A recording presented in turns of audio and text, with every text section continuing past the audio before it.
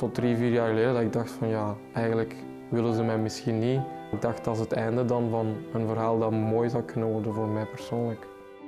Ik was mezelf niet, ik was echt wel heel teleurgesteld. Er zijn wel momenten geweest dat ik dacht van, het hoeft voor mij niet meer.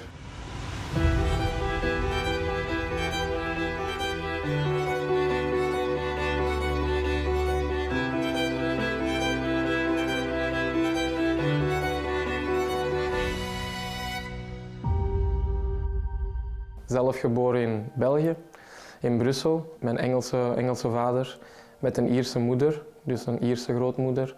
Een moeder die geboren is in Zwitserland met een Nederlands paspoort en Indonesische ouders. Dus ik heb ook Indonesische grootouders. 7 jaar geleden zat ik bij KRC Genk. Speelden we de kwartfinale in de Europa League, wat ja, wel geweldig was. En ik kwam daar in een sportnieuws van ja, een Belgische voetbal of Nederlandse voetbal met Indonesische roots zit in de kwartfinale van de Europa League. En uiteindelijk, ja, door de sterkte van social media is dat gegroeid. Zelf dacht ik, toen 7 jaar geleden vond ik dat wel leuk. Hè? Allemaal nieuwe volgers, van waar komt dat, wat is er aan de hand. Dat is blijven groeien tot het moment dat er de bondscoach, toenmalige bondscoach coach Simon, mij gecontacteerd had via Instagram. Om te vragen van heb je wel officieel roots van Indonesië, zijn je grootouders hier geboren, hebben ze nog een paspoort?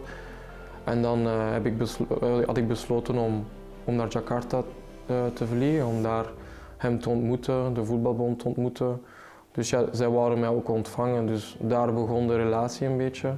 Heb ik ook eigenlijk Indonesië voor het eerst kunnen ontdekken. Ook een meet and greet om de echte cultuur op te snuiven. Maar de echte eerste stap was daar met alle officiële documenten naar Jakarta vliegen. Ja, nu 7 jaar geleden. Ja. Als ik 7 jaar geleden al een paspoort kreeg, had ik nu toch al een mooi aantal interlands op mijn naam staan. Dat is jammer genoeg niet gebeurd. Ik had dan de coach ontmoet, de voorzitter van de voetbalbond. En uiteindelijk is daar iets fout gegaan. Ik had de juiste documenten, maar niemand wou eigenlijk echt mij helpen. Coach werd dan ontslagen. Ik dacht van, oh ja, mijn contactpersoon is weg. Heel veel mensen kregen andere functies in de voetbalbond. Dus er kwam een nieuwe voorzitter. Er waren ook verkiezingen. Dat contactpersoon viel een beetje weg. Ik zit hier ook in België. Ik kan niet even over en weer vliegen. Dus dat was wel een beetje moeilijk. Dan bleef dat wat aanslepen. Probeerde ik zelf contact op te zoeken. Dat waren zelf tot 3-4 jaar geleden dat ik dacht van ja, eigenlijk willen ze mij misschien niet. Ik probeer zoveel moeite te doen via kanalen dat ik kan beheersen. Maar het wil me dan niet lukken, dus dat was een beetje... Ja, ik dacht dat is het einde dan van een verhaal dat mooi zou kunnen worden voor mij persoonlijk. Nu, 3,5 jaar geleden. Persoonlijk ging het dan wat moeilijk in mijn eigen carrière hier in België. Ik had 4 maanden zonder club. Dat was moeilijk. Ik had ook geen contactpersonen meer in Indonesië, dus ik dacht dan, als ik hier ook geen club zou hebben, gaan ze mij ook niet meer willen. Ik wou niet dat mensen in Indonesië wisten dat ik zonder club zat, want dat zou mijn status ook niet helpen daar. Maar dat was mentaal wel moeilijk. Zeker als je weet dat de transferperiode heel lang kan duren. Dat was ook tijdens corona. Een beetje onzekerheden. En dan uiteindelijk, wacht je tot de laatste dag. Belt je met je zaakwaarnemer. Ja, als we morgen niks hebben, dan denk ik dat het wel enorm moeilijk gaat worden. Want we praten misschien over eerste divisie, maar zelfs tweede divisie was moeilijk hier in België. Dus dat was wel ook in mijn eer een beetje geraakt geweest. Omdat, waar heb ik fout gedaan? Ik ben een vaste waarde in deze competitie, ook voetbalbelg. Dus ja, dat is normaal geen no-brainer voor sommige ploegen, maar blijkbaar was dat 3,5 jaar geleden niet zo. Er zijn wel momenten geweest dat ik dacht van, het hoeft voor mij niet meer. Periode zonder club, dat was denk ik het zwaarste. Dat was mijn dieptepunt, want dat is toch 4 maanden dat je op jezelf moet trainen. Hoe vaak ik opstond en dacht van, laat het zitten. Hè. Maar dan heb je die steun van je ouders, van mijn jongere zus wel, die enorm veel helpt. En doen beseffen van, je hebt al zoveel opgeofferd voor dit, dus ja, geef niet op en blijf gaan. En ja, ik denk dat er zelf nog een moment was, ik geloof dat het 10 dagen voordat dat alles uiteindelijk, die telefoontjes dat ik vertelde, dat ik richting mijn begraafplaats van mijn grootouders ben geweest en samen met mijn moeder en bij mijn grootvader dan langs ben geweest om te zeggen van, mijn moeder zei van het is een moeilijke periode voor Sandy, we hebben je steun nodig nu en ja, ik werd daar wel enorm emotioneel, wat ik normaal niet ben.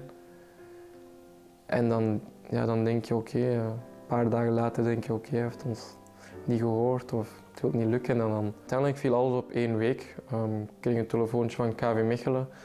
3 dagen later kreeg ik een telefoontje van de assistentcoach, een van de assistenten van de huidige bondscoach, van coach Shin. En gevraagd van ja, heb je eigenlijk nog interesse, wil je echt nog voor Indonesië spelen? Mijn antwoord was zelfs ja, 7 jaar geleden heb ik al ja gezegd. Oké, ja, kan je documenten opsturen? Ik zeg, vraag aan deze persoon, daar liggen mijn documenten. En uiteindelijk hadden ze alle documenten. En dan ja, 3 jaar geleden is het dan eigenlijk echt begonnen.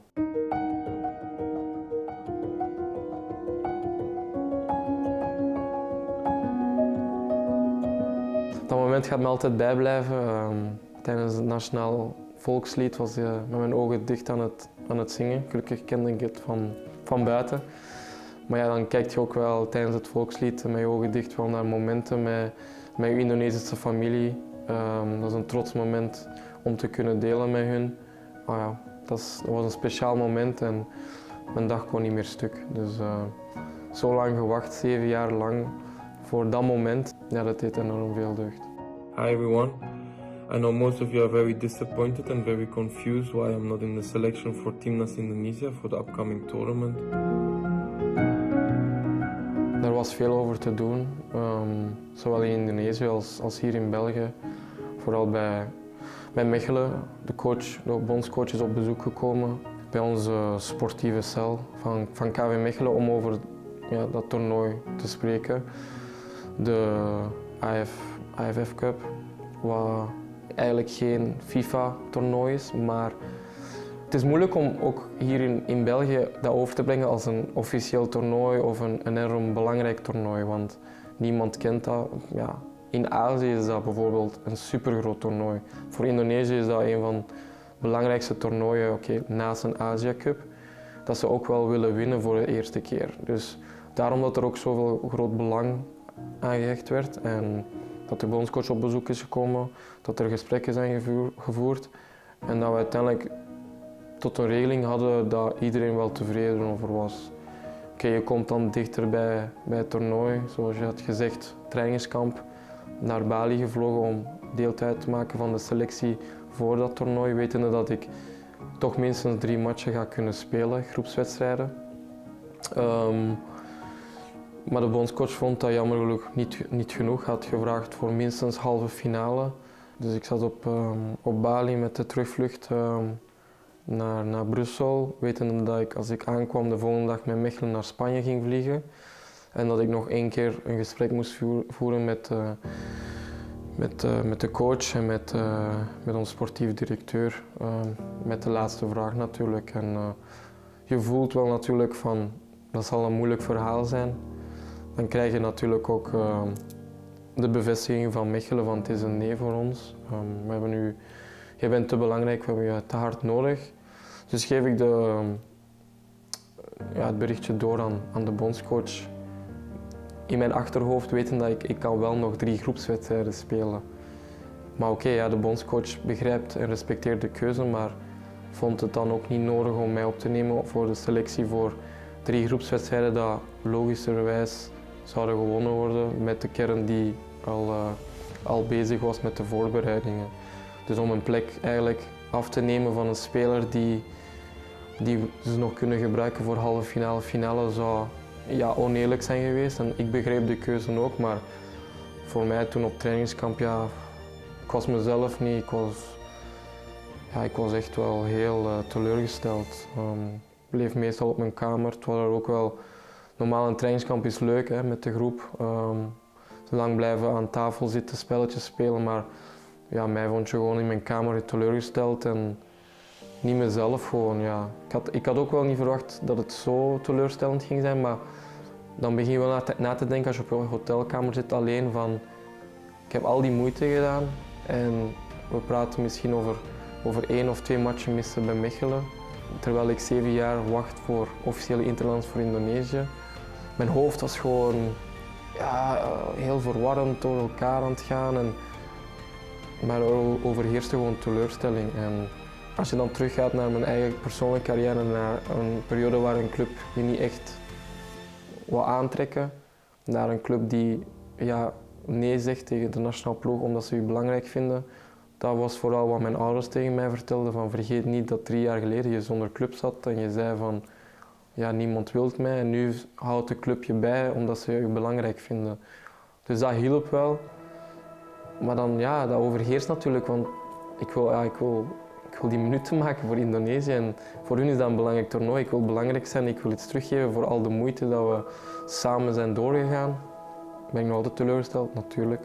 Dat gaat tot na het toernooi denk ik nog aanwezig zijn. Maar we moeten door, ik moet door. Het zijn belangrijke weken voor KV Mechelen en ze hebben mij nodig. En ik ben een speler van KV Mechelen, dus ik ga alles voor.